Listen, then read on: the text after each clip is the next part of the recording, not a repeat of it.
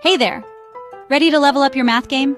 Today, I'm breaking down something you see every single day: perimeter and area specifically for squares and rectangles. Trust me, by the end of this video, you'll see them everywhere. So, let's start with perimeter. Imagine you have a cool sticker shaped like a rectangle. The perimeter is just the total distance around the edges of that sticker.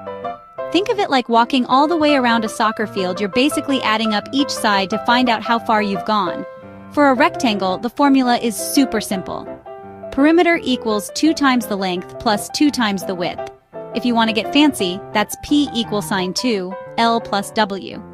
So if your rectangle is 5 centimeters long and 3 centimeters wide, you do 2 times 5 plus 2 times 3, so that's 10 plus 6, which gives you 16 centimeters.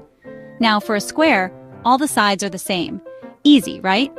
So the perimeter of a square is just 4 times the length of one side, or P equals sine 4s.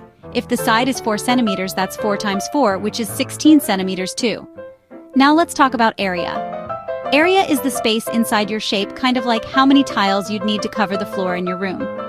For rectangles, multiply length times width. So, A equals sine LXW. Back to our rectangle. 5 centimeters times 3 centimeters gives you 15 square centimeters of area. For a square, multiply the side by itself. So A equals sine S squared.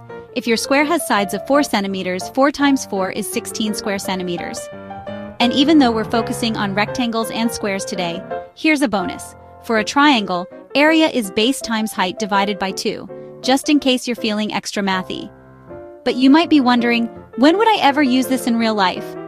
Let's say you want to build a garden in your backyard. If your garden is a rectangle, perimeter tells you how much fencing you need to buy, and area tells you how much soil or how many plants you'll need. See, math is more useful than you think. Here are a couple of key things to remember. Always use the right units, like centimeters, meters, or even kilometers for super big shapes. And don't be afraid to practice with different numbers or try out some word problems to test your skills. Alright, that's a wrap. Next time you see a window, a book, or even your phone screen, see if you can figure out its perimeter and area. Math is everywhere, once you know what to look for. Thanks for watching and keep being curious.